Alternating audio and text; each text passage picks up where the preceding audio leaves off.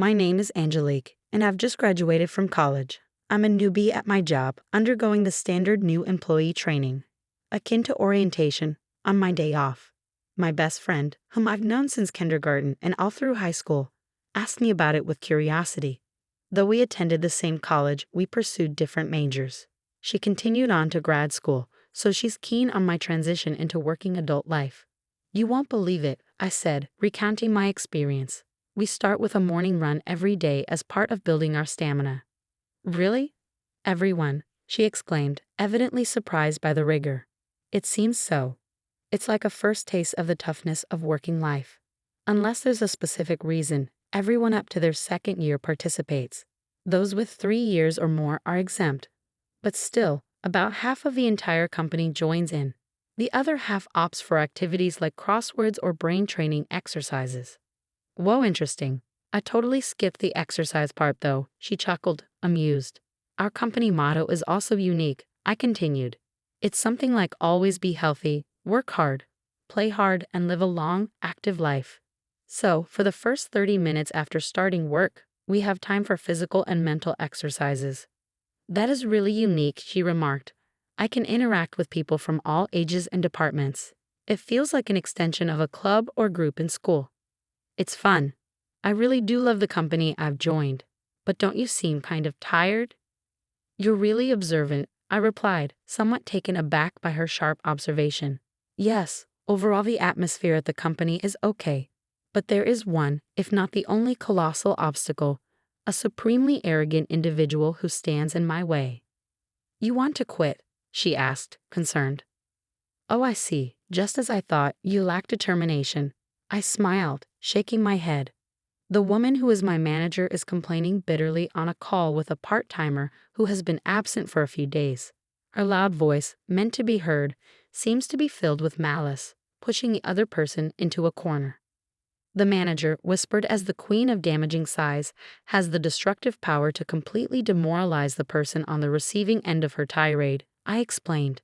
She's like, I'm taking a break, and then all of a sudden doesn't show up for days, neglecting her duties. And now she says she's quitting. How carefree. Just because she's part-time doesn't mean I'll let her get away with this. I'll push her to the very end. This goes beyond sarcasm. It's downright terrifying, I continued. The last day the part-timer came in, I noticed her body stiffened, tears welling up in her eyes. What's wrong? Are you okay? I asked. She had been scolded by the manager again. She was trembling as she spoke. It must have taken a lot of courage for her to make this phone call. Since the manager has no choice but to accept her resignation, it would be better to just let her go without any more sarcastic remarks. It's been about a month since I joined the company. Considering that the first week was just going around and learning from all the departments in the company, I've encountered similar situations twice in the short span of 3 weeks, I sighed. It's so inconvenient. She hardly does her work and just drags everyone down. All I'm doing is pointing that out. The manager, secretly referred to as the empress in the company, always has deep wrinkles between her eyebrows. It takes effort to replace her. It's only natural that she should have the consideration to find a replacement and finish the handover before she quits, right? The tension spreads among the employees present as the manager seeks agreement, I explained. Everyone pretended to be focused on their work, nodding without making eye contact with the manager. However, she caught on. You seem to have a problem, she said, as I recalled the face of the part-timer. I found myself ensnared in the scrutinizing gaze of the empress. I'll ask you once you receive your salary. You should take responsibility for your work, right? Yes, I replied, feeling the weight of her deliberate question. There seemed to be no other option but to agree, and the manager knew it, directing the inquiry squarely at me. Do you think it's okay to act selfishly in the workplace? She continued. No, but selfishness is the enemy of work, right? I started to argue back, but her loud voice cut me off. In the end, I wasn't allowed to say anything. I regretted my inability to intervene for the crying part-timer and that I simply let the manager have her way. That's bound to stress you out. I'm sorry, I just keep complaining. I was supposed to be bragging about the company, but before I knew it, it was all just one-sided complaints, I lamented to my friend. It's okay, you can't keep things bottled up, and it's not your fault. If you resist too much, you'll be the next target. A manager who mixes up power and authority is the worst. Be careful not to get on her bad side, okay? She warned, offering solace. Thanks, I replied, feeling grateful for her understanding. Then I broached the main topic about the trip. I think I can cover the cost with my part-time job savings from college and my first paycheck. I'm thinking of taking my grandparents to the resort you told me about before. Do you think they'll be pleased? This was the real issue I wanted to discuss. She was well informed about traveling, having done so extensively with her family. Of course. The end is one that even my picky grandmother was completely satisfied with. You can't go wrong, she assured me with a smile. I'm glad. I really want to make it a good memory since we're doing it, I expressed, feeling relieved. I had been planning a trip with my grandparents using the money I had diligently saved up. They were the ones who raised me in place of my parents who passed away when I was young. I wanted to give something back to the two of them who always put me first and supported me, so I had been saving money from part-time jobs since my college days. Seeing my friend smile, my cheeks also relaxed. However, it was Friday afternoon, the day before the trip. I was summoned by the manager and approached her desk. Classify these by category and analyze them. They're documents to be used at the beginning of next week, she instructed, her lips adorned with unusually bright lipstick and a smug smile etched on her face. I blinked in surprise as I saw the pile of thick documents before me. You want me to analyze this by the end of the break? I asked, incredulous. There were several binders, each one incredibly heavy, and they were all disorganized. Just sorting and classifying them alone would likely consume the entire day, let alone analyzing them on top of that. To my bewilderment, the manager responded with a victorious air. I'm glad you understand my orders. You've been ignoring instructions recently, you see. Unable to hold back the unreasonable accusations, I decided to stand my ground. I hate to point out, but it's Friday and there are barely 2 hours left until the end of the day. It's simply impossible to finish these documents by the beginning of next week. I attempted to remain calm, but ever since our part-time worker left, the manager seemed to have singled me out for intensified harassment. She excluded me from office memos, issued incorrect instructions, and then blamed me for misunderstanding. On top of that, she dumped an unmanageable amount of work on me, which clashed with my long-awaited vacation plans. It seemed like my objections didn't bother the manager at all. You're going to use it at the beginning of the week, right? It's fine if you come in over the weekend to finish it. Oh, and just to let you know, these documents are confidential, so don't take them home. Please, wait a second. I tried to argue, but the manager interrupted. I have a meeting soon, and I'm leaving directly from here today, before leaving the pile of documents on the desk and walking out. The next day, my planned trip with my grandparents lay under the expansive sky. As they noticed my stifled yawns, they grew concerned. Are you okay? Staying up all night and then going on a trip? Maybe we should have canceled. I'm fine, don't worry. I was really looking forward to this trip today, I reassured them. Yeah, I could sense their worry knowing I had worked all night and rushed home just in time for our departure. I couldn't let my fatigue dampen our special trip. No, this won't do. It's a special trip, so I have to make it enjoyable. I mustered up some cheer and directed a smile toward my grandparents. Look at this view, it's amazing. The sea is so beautiful. Don't worry about me. I worked hard so that I could enjoy delicious food, soak in the hot spring, and sleep soundly on a fluffy bed. My attempt at lightheartedness seemed to relax them, and they began to enjoy the scenery with relieved expressions. But amidst the enjoyment, a nightmare awaited me. Did you finish the job I asked for? You didn't quit, did you? A familiar voice startled me as I strolled alone in the inn after checking in. Why here of all places? I muttered to myself, but the manager, seemingly reading my thoughts, snorted and left. I ruined your weekend to teach you a lesson. I thought it was unlikely, but as I thought, you ignored my instructions, didn't you? The manager's words felt like a curse, and I was overcome with dizziness.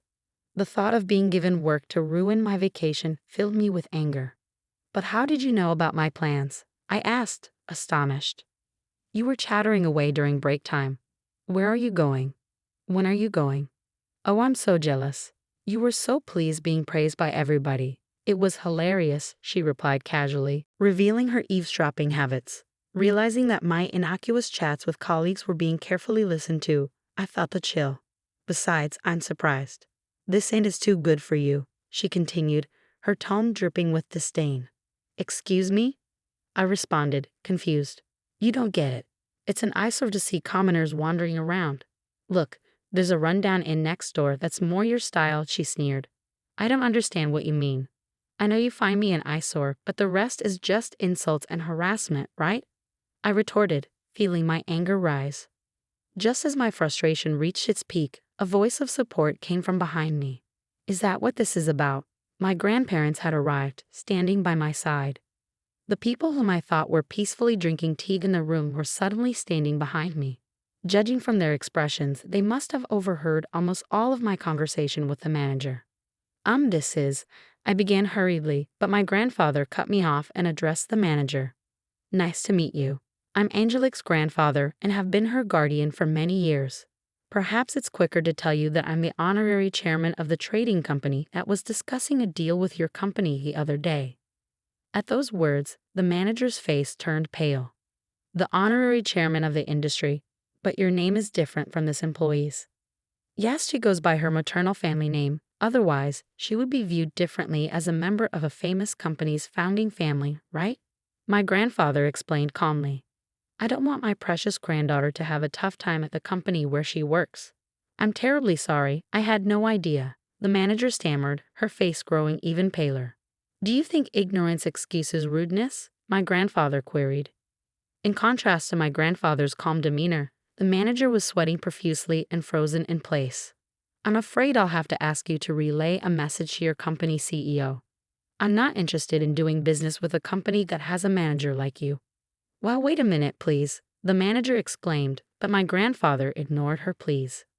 My granddaughter joined a company with a great motto: stay healthy, work hard, play hard, and live a long life. I thought the existence of quirky managers was necessary for the growth of the company, but your personality and behavior are harmful, he concluded. If you disagree with what I say, you can ignore it or spread bad rumors about me. My granddaughter has been recording all of this with her camera. Let's see whose side the world is on. With that, he left the scene. As my grandfather had said, I had been recording from the beginning of the trip with a camera hanging around my neck, capturing memories with my grandparents. I had forgotten, but the camera was still rolling at that moment. I began, uncertain of how to react. The manager, trembling, tried to cling to my grandfather but was bluntly told, "It's too late now," and collapsed on the spot. "Wait a minute, can't you do something to help?" she pleaded, turning to me for assistance after being coldly brushed off by my grandfather. "I refuse." "You always say there's nothing a newbie like me can do," I retorted, returning the sarcasm she had given me just the other day. Despite my anger, I managed to keep it in check and even flashed a smile. Yeah, I could probably be an actress too, I thought to myself. Then at the start of the week at work, there was an issue with the manager. The executive who led the running club stood tall in our department since the morning. Our company credo is to practice living healthily, working well, playing well, and living a long life. We welcome hard work, but that doesn't mean forcing people to work, especially not if it compromises their physical and mental health. Executives who dump unreasonable amounts of work on their subordinates are merely showing their lack of managerial skills. The managing director's voice echoed throughout the floor. Excuse me? The manager, seemingly taken aback by being attacked first thing in the morning, was about to ask something calmly while clenching her fist. But the executive continued, "Here, we have the time cards from last Friday to today. There were 5 employees who came to work on Friday and stayed until Saturday morning. 3 people worked on their days off on Saturday and Sunday, and this morning, Angelique came in early." The manager seemed more and more perplexed as she was presented with these records. "Oh, what does that mean?" she asked, her tone uncertain. I addressed the confused manager, prompted by the managing director. "If I may, you instructed me to finish organizing and analyzing a massive amount of data by the start of the week, and told me to work during holidays if necessary. But it was impossible for me alone." Just then, the executive happened to pass by, so I consulted with the people around me. With cooperation across departments, we managed to complete the task as you instructed, spending the amount of time and manpower I just explained. Since the running club members who helped this time were present at the executives' meeting, I took the opportunity to thank them again. I only worked from Friday night to Saturday morning and early this morning after returning from the trip, so I was hardly any help. But thank you so much for helping me, I added, bowing. In response, I received kind words such as, "We help each other out in times of trouble." And that's what running buddies are for. The manager finally seemed to grasp the situation, and this time she came at me, crossing departments. "You say I didn't authorize such a thing," she accused, seeming intent on blaming me for overstepping her authority. "I approved it," declared the managing director. At these words, the manager was frozen in shock. The newbie in the running group, who always had a smile on her face, was in deep trouble, I heard someone murmur. Upon hearing the situation, I found out they've been burdened with an absurd workload. It would have been fine to leave it be, but since it was work necessary for the company, I took charge and gained everyone's cooperation. I apologized for the post-approval, but first, the managing director's stare bore into the manager. I can't forgive the base motives behind burdening a hard-working employee who's trying to be filial to their grandparents with an impossible task just for harassment, were the most forceful words I'd ever heard the managing director say. His face softened a bit. The other day, my grandchild who visited me cooked up some fried eggs. Heaven recently learned how to make them. They were overly charred and even had eggshells in them, a real mess. But it was the first time my grandchild had cooked something with such dedication. To me, it was the best feast ever, he shared, overlapping his feelings for his grandchild with the sentiments a supervisor should have for their subordinates. Despite the kitchen being a complete mess from my grandchild's cooking, my wife was in high spirits all day. That's just how it is. When I told them it was delicious, the proud smile on the young face was the most endearing thing. The managing director continued, his unexpected story bringing tears to the employees' eyes as they shared memories of their own grandparents. "I still can't forget the taste of the rice porridge my grandma made me when I was sick, and the pat on the back my grandpa gave me, saying, 'Pain, pain, go away,' seemed to heal me faster." The employee reminisced, almost bursting out laughing at the managing director's doting grandparents' stories. Feeling a lump in my throat, I wondered if a present for their grandparents could elicit such an emotional response. The people who helped me that day told me as I bowed, "If you think you're causing trouble, the best way to show us respect is to go and have as much fun as possible," and they set me off on my trip. I love this company, all of you, and of course my job. That's why it's so frustrating to see part-time workers and employees like me being targeted and quitting due to unreasonable demands, I voiced, mustering all the courage I could. A warm round of applause erupted from those around me. However, the manager seemed irritated by this and confronted me. "Do you think it's okay to talk like that?" she challenged. The managing director quickly reprimanded her. "Silence. If you want to stay with this company, you'll lose all your titles and privileges and be demoted to the same status as a new employee.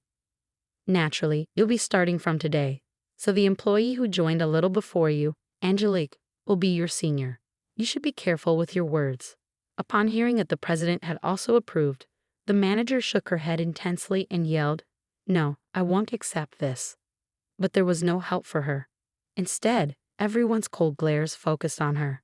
"If you don't like it, you're welcome to submit a resignation letter anytime," the managing director concluded. And so the downfall of the manager known as the Empress began. Afterwards, she was literally demoted to a rank-and-file employee. She stuck around the company for a bit, but maybe she couldn't handle the tough treatment she was getting because one day, she just stopped coming in. A few days later, her resignation letter came in the mail. Around that time, our company was being covered on TV. The show titled Morning Exercise. Bonds Beyond Titles was aired, and they even talked about me and my grandparents. I heard later that the viewers loved our company rule: don't tolerate unfairness.